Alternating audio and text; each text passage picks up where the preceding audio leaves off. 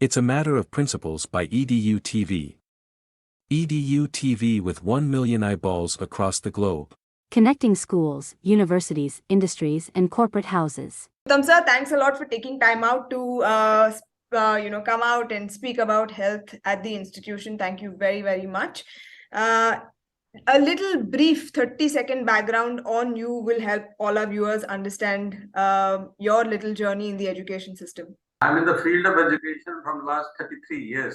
Oh my God. I started my career in the school teaching in 1988. Okay. And in 2001, I became principal, and since I am the principal of various schools, I worked in Ajmer as one of the schools for 6 years. Then with the Singhania's group of the schools, I worked for 8 years, and from last 9 years, I'm with Jha School Indore. Okay. And I've done a lot of CBSE work also. I've given a lot of responsibility by the CBSE. At present also, I'm the city coordinator of the CBSE for Indore district. Lovely. So, in the field of education, I went to Finland also, to London also, to different universities and to understand their pedagogy. I visited the schools of London also to learn their methodology and pedagogy of teaching, so that I could implement which could be implemented here in our school in India. Right. So that is what my journey is. I did with British Council also. My school got the British Council award also. I did a lot during COVID period, recognized by the CM of Madhya Pradesh on Republic Day. Okay. So that's what I did. Okay.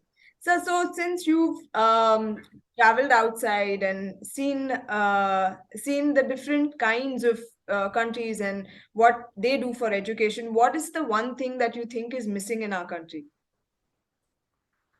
See, when we talk about the education in Finland, when we talk about the education in the schools of London and all, I would say the children, they are given more exposure to learn things on their own, and they provide the platform, they provide the environment where the children could learn on their own. And these teachers, they are the mentors and guide in their journey of learning. And in our country, more or less, the communication of the teaching process now it is changing quite fast. But earlier it was one way the teachers were delivering the content to the children, and the children were learning it more or less. It was a rote learning, but introducing the national education policy, the things have been changed, and the pattern of assessment is also being changed. So, but we are also following this to the same process of learning, and children are learning on their own. We are giving them flipped classroom environment. We are giving them role play to learn. We are giving them other way of interacting with the peer and having group discussions, so that they could learn on their own rather than the teacher who is going to teach them. So the whole process now, we also have changed in our institution, and most of the good institutions are also making change in that pedagogy of learning. Yeah. So I understand. So another thing that I think is a missing link, or is a differentiator, especially with a country like Finland and India, is the fact that a lot of importance is given to the health education, or I mean, I have a cousin who studies there, and he talks about being taught to read food labels right from grade 5 and 6, which I believe is not something that our curriculum encourages too much. What are your thoughts? Yeah, that's true. The people are not aware of looking up when it is being manufactured, what is the timeline, expiry date or something like that, and they just purchase it and they eat it. Yeah. So that is something which awareness must be given by the schools to the children, and the kind of content that the product has, whether it is suitable for health or not. So that is also very important. As now our country also making a lot of changes, they're talking about the Sugar in the and schools of sugar free, and even the grains they're talking about what how it has to be taken up. We must go away from the fast food and all. yeah, The way the things are changing now, the children are also little aware of it. But even though children, after all, children, they are still little attracted towards the fast food and pizza, burger, and all. That is still going on, but we normally, we provide the lunch in our school, or most of the schools in Indore, they provide lunch. okay, So we are introducing all those things in our lunch, and the children are forced to eat those pulses and rice and all vegetables, green vegetables, which are very, very essential as far as the various nutrients are concerned for required for their body, right, and the vitamins which are required. So right, at least one day in a meal, we are giving them the complete food to eat. So and they are learning to eat. When they learn in a group, they eat whatever we provide them. So somehow we are moving towards that direction that they must eat healthy food, and health is very, very important. And we CBSE also introduced the health education compulsory in all their schools, and we are giving them enough time to play and learn while playing also, and do certain exercises, yoga, meditation, everything now has been the part of the school curriculum. yeah. Nice to know that, Uttam sir, because when I was a child, I don't think so much emphasis was given at all. I was just telling somebody, our punishment used to be that you don't have any activity, your PE class is cut out if you haven't done a task. And I used to always be Yeah, that child. So yeah. it's a very sad punishment to give a child, because that child is looking for 1 hour of outside fresh air. And Mhm. yeah, and yeah. So, what is the emphasis from a school level on the activity of a child? Is there something that is consciously done in order to improve the physical health of a child? We what basically what we do from the very beginning, from class third onward, we ask the child to pick up one game in which the child is interested in, Okay. and one other indoor activity, music, dance, instrumental, something which they love to learn. So we give them 2 days, 90 minutes time to go out for games activity which they are learning. We have coaches for various games, and they go for certain exercises before they start teaching them that expertise in that game, and they tone up their muscles also. They talk about the diet also to be taken to, by the sports person. So everything we have included in our curriculum, that this is how the children should be trained to learn any game. It's not only to give them a football and ask them to play on their own. That is not the process which we are following. We ask the children, those who have opted, we give different groups for different classes, and they go outside on the field, and then the teachers, they make the team, they ask them to do certain initial exercises, and then we are very particular about it, what kind of a meal should be taken before you go for playing, and then after playing, by what time you are going to have the lunch. So we are very particular about that also.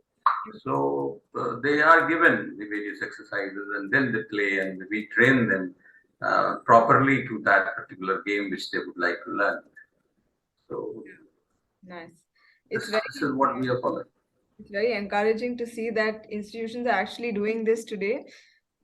Because like I said, in our this thing, there was no health came naturally, right? Because we anyway had so much physical activity, but today the generation is very different given technology, all of that's in play. So my very last question to you, like I promised you, I'm going to make this quick. So my last question is, what is your take on junk food? Of course, you don't want to encourage consumption of it, but what are the steps that are taken in school in order to avoid consumption of junk food on a daily basis?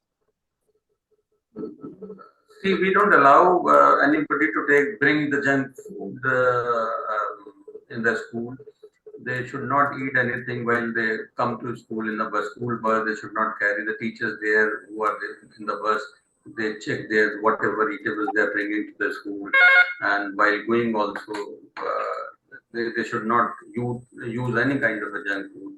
And we in the PTM also we give this kind of awareness to the parent that we must stop the children giving money for any to go to the restaurant and have the junk food and something like that. So we are talking about it, but we cannot say that we have 100% successful in it. Yeah. And Indore is very very foodie, and everywhere you will find the shops of food, Chulas and so it's quite difficult to restrict them from those intake of those junk food. But we are talking about it, and now giving them the example what is happening now in our country, that those who are early diabetic and how they become diabetic. It is not only the parental history, it is because of the consumption of certain kind of foods which take them to become diabetic and something like that. So to become health conscious now, children are little working on that direction also. Yeah. And it's sad to And see I that. Sir, I lost you. Uttam sir, I think we've lost you.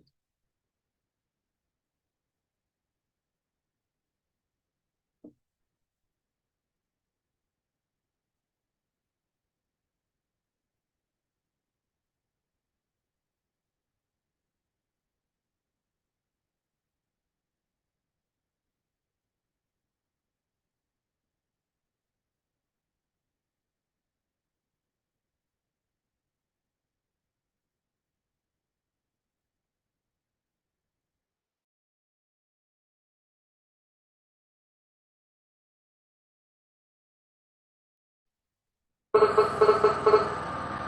I think we lost. yeah, there was sudden signal No lost for this. I just wanted to know from you what kind of a product you have, and what are you supplying to the schools? Sure. So our company Kilometers essentially makes products that are in the snack category. So the idea is ghar ka khana is lunch and dinner. For everything else, there's Kilometers. So essentially, we are trying to plug the gap with kids eating chips. So the alternate for that is something called makhana chips, where it's made only with makhana and it's baked. Then we have cookies that are made only with amaranth seeds and other nuts and seeds, and it's sweetened with 100% dates. So the idea is that the child is not consuming sugar, no preservatives, no crap going into the body, no additives, no colors, nothing. It's just real ingredients, and it is made in order to substitute all of these products, packaged products that have preservatives, that have sugar, everything that's doing harm to a child. And like you said, our a large part of our clientele are kids who are type 1 diabetic, and that's what made us start this actually, because we're seeing so many children early on, around 7 8 years old, wearing thick glasses, turning diabetic, hypertensive, they're obese, they're battling a lot of things. And the worst part of all of this, Uttam sir, is the fact that it hampers their confidence, which is not okay at such a young age, right? So that's what we're trying to correct. In first is the lifestyle disease rate that's going up. We're trying to correct that with our products. Second is also educating parents in terms of starting this at a grassroots level, because we believe that the child develops their taste buds at about 7 or 8 years old, and that's when, if you're going to introduce sugar and excess salt, that's when the child adapts to all of that and wants that even more. So we're trying to kind of make those changes. That's why I mentioned Finland. That's a country that's very very advanced in this thing. In fact, all of Europe, if you look at Europe, the children are they're kind of educated at a very young age. They have in Europe is where you'll find the least number of McDonald's all over the place. India is like McDonald's in every corner, right? You turn and there's a McDonald's, and they're enticing children with toys. So we're trying to change this one step at a time. And we in schools as well, where we are supplying our snacks as opposed to other packs of chips being hung in the canteen for the child to just pick up. We're trying to change that with products, and with our products, and we're also trying to educate the parents. So that's how we are trying to give back to community.